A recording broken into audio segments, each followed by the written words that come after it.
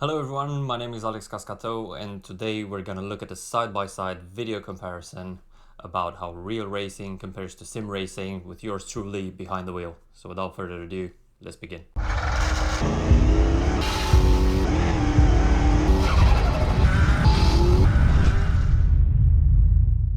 So first of all, before we start looking at the laps, just a quick explanation about what I've done here, what the purpose of the exercise is.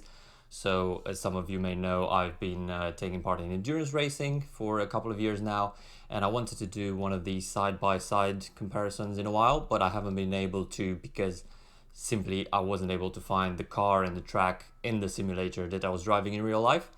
However, that changed last year when I took part in the 24 Hours of Zolder, one of Belgium's biggest races, and I had the opportunity to drive a Norma M20, so a CN prototype, an open cockpit sports prototype, awesome car.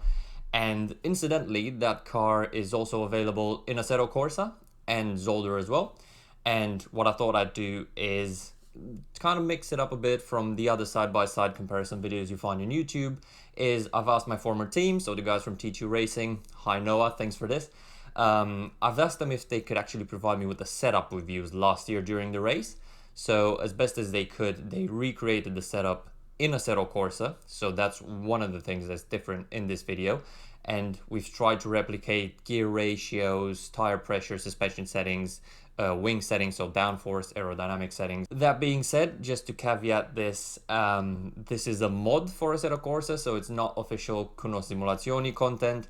It's something you can download from the internet, and Zolder is as well. So there will be some tiny little things which are not quite the same as you would expect them in real life, but more about that later. Let's now have a look at the first part of the video, which is I'm just gonna let the comparison run side by side. So on the left hand side of your screen, you'll see the Norma being driven by me in real life, and on the right hand side you'll see the Assetto Corsa simulation. And please have a guess about the lap time difference. What do you think the lap times will be like? I'll get back to you with a couple of explanations, so let's watch the video.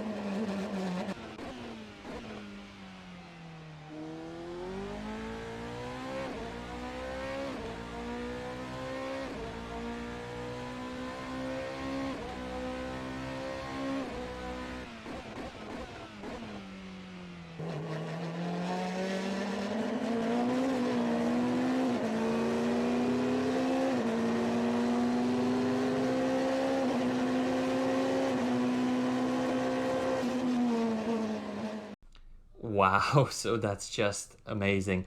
This was so close. Only 3/100ths of a second difference between the real life lap and the lap in Assetto Corsa. That's crazy close. So less than a tenth. If I'm honest with you, I expected the difference to be a bit more, around the region of 1 or 2 tenths of a second, but it did turn out to be really close indeed. So now let's have a look about how this was done, what's behind kind of the driving, and what factors have influenced the way we achieve this lap time in the sim compared to real life. So the first thing I'd say, and I think the biggest difference for this comparison, has been the track. Not the real life track, the track in Assetto Corsa obviously. So Zolder is a mod, as I've said before. It's not official content, it's not a laser scan track, and therefore sometimes you can get some inaccuracies here and there. I don't know how this track was created by its user, but I do know it's not laser scanned. So I assume it's been done by, I don't know, finding pictures on the net and Google Maps and Google Earth and that sort of stuff. So let's have a look at the laps again, and this time I'll voice over and I'll kind of pinpoint where I think the biggest differences are and how the car compares to real life. So heading towards the first corner, what I'm looking for here is the braking point, which is right about there. And as you can see, I'm pushing hard on the brake at the beginning while the car is loaded with downforce. We can slow down the car a lot without the risk of blocking the front wheels or the car snapping. And then I slowly trail off the brake to kind of start turning and head towards the apex. What I noticed is that this trace, so the brake pressure trace, is very similar in the sim and real life as well. So what I've said before, you begin with a high energy moment, you put basically all your strength into it to slow it down as much as possible in the initial phase, and then you start to back off and release pressure off the brake as you head towards the apex. Once we get there, so at the apex, the speeds are quite different because the first corner in Assetto Corsa especially feels a lot different to the real thing. So I think this is one of the most different parts of the track. In the simulator, it does feel a lot tighter. It has a different shape, kind of a weird radius. But what you can see is that it opens up a bit more on the exit. So whereas in real life, I'm not even 50% on the throttle, in the sim, I'm already like on full throttle, so I can get a better exit. And at the exit of turn 1, where the kind of curb ends, you can see that the speed is now a lot closer. So the difference is only 2 kph on this point of the track. We head to the second corner, which is a slow right-hander. In the sim, what I tend to do as well is over rotate the wheel. So you can see I've got a lot more steering lock on just because I can't feel the grip the same way I do in real life. You can't feel the downforce, you can't feel the car leaning, and obviously your head is not moving left and right. So it's a bit more difficult to judge. I tend to do this in all sims, not just the Assetto Corsa, just over rotating the car a bit on the entry. And you can see the apex speed is quite different as well, 6 kilometers per hour there. We head towards Bianchi, the fastest part of the track, and what I'm looking for here is a small service road on the left. There it is. I stop it there. And again, you can see the braking points are very similar. The way I brake is very similar. And then you start turning in at the turning point. The speeds are almost identical. So the simulator has caught up, the car in the simulator has caught up due to the greater acceleration on the exit. And now we're braking from basically the same speed, which is 194 kilometers per hour.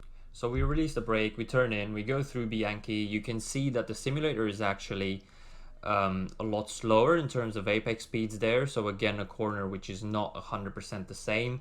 And then we head to the first chicane, the tight left to right hander, where you can see that actually the speeds are not that different. We've got 3 kph difference.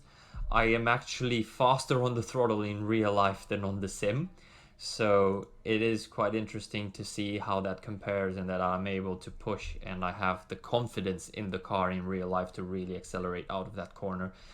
Braking for the second chicane right about there. Use the curb on the left hand side as much as you can, and then turning in on the right. You can see that I brake a lot later and I carry a lot more speed into the corner in the simulator.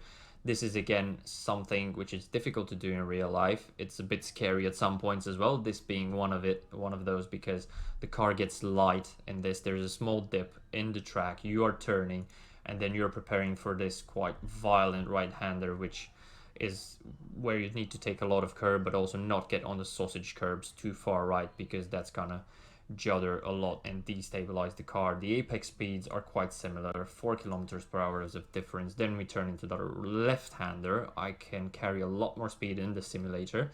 And then what's interesting, I think, is this tight kink, this tight right-hander, which I'm not able to take full throttle in the sim or in real life. So that's the same there. We head towards the hairpin. This right-hander is full throttle, so we just use the curb on the left. Heading towards a first gear corner, braking hard, bleeding off the brakes and turning in. I do get a bit of understeer in the simulator, but then on the exit, I think it's interesting. Just you get a small correction in the car in the sim and in real life as well. So that's quite interesting to see, I think. Heading towards the last part of the track, where we are gonna head left and then right. And this is where the biggest difference is gonna be visible in this clip, because this left-hander is quite similar. We're about 75 kph at the apex, but then on the right hand side you can see I've got a Cup Porsche in front of me, and what that's gonna do is once I try to apply the power for the last corner trying to get out of this right-hander, I'm gonna get into the dirty air of the Porsche, which is gonna affect my aerodynamic downforce which I get in real life. So what happens then is I get a big oversteer moment which I have to correct, a lot of lock towards the left hand side, and I think I've lost at least 1/10 there, if not 2/10. So that's a big difference where I could have been a bit quicker in real life than in the simulator.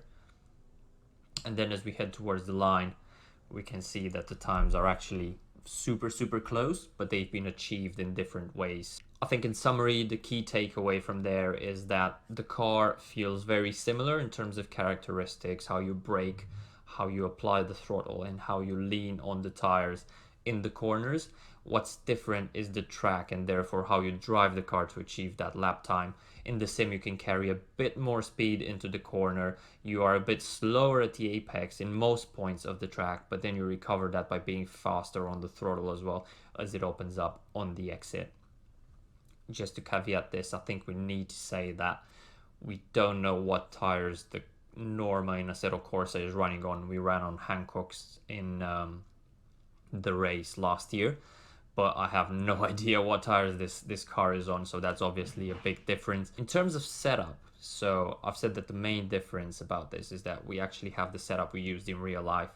I found that it actually brought the car to life, and it brought the same feelings, the same sensations, and the same characteristics to driving it, which I remember from last year, obviously. So we've got that very short 6th gear, which you notice you shift into it, and then you're almost in the rev limiter very quickly. The car tends to snap, and the back tends to go away in kind of the same places when you're doing the right things. So it is similar in that regard, and I think trying to use a setup you use in real life in the sim definitely helps with the realism part of things. But obviously what would help the most is have a laser scan track, and then you can really compare this like for like. So thank you everybody for watching. This was it for this video. I hope you enjoyed it. I definitely enjoyed, first of all, driving these cars, and second of all, making this video for you. If you've liked it, don't forget to like it, subscribe, leave a comment, tell me what I should do next, because I've run out of ideas. So hope to see you back again on my channel. My name is Alex Cascatau, and thanks for watching this. Have a good day. Bye bye.